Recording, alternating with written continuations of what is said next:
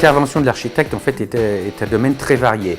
Il peut intervenir sur l'espace public, mais également à partir de maisons individuelles jusqu'aux bâtiments collectifs d'habitat et tout ce qui fait partie de la vie de nos cités. La ville est faite de rues, mais autour des rues, il y a du bâti.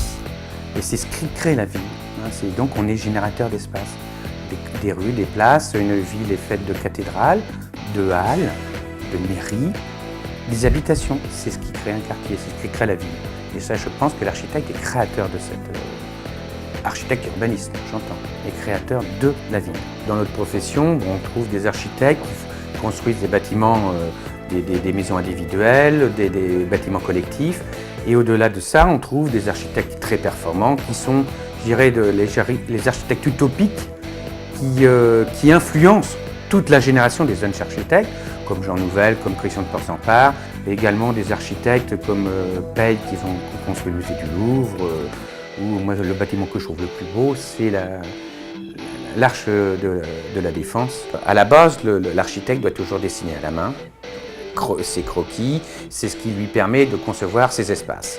L'informatique qui a complètement révolutionné le travail d'architecte, puisque cet outil en fait nous a permis dès maintenant de concevoir tout de suite en 3 dimensions et maintenant de réaliser des films d'animation où on rentre à l'intérieur d'un projet qui valorise complètement par rapport à nos clients l'espace que l'on veut créer.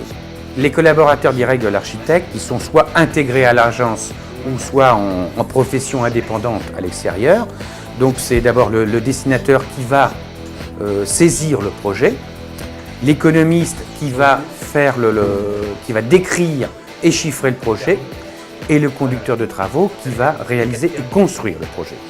Mon rôle est de coordonner les travaux, de suivre les travaux, de gérer les interfaces entre les entreprises, de mettre au point certains détails techniques. Les architectes ont besoin de gens comme nous pour pouvoir suivre leur chantier, pour pouvoir suivre leur projet, du moins plutôt leur projet, parce que leur chantier, c'est à la fois leur chantier, mais c'est surtout leur projet. C'est un métier d'avenir, on n'arrêtera jamais de construire, et donc notre profession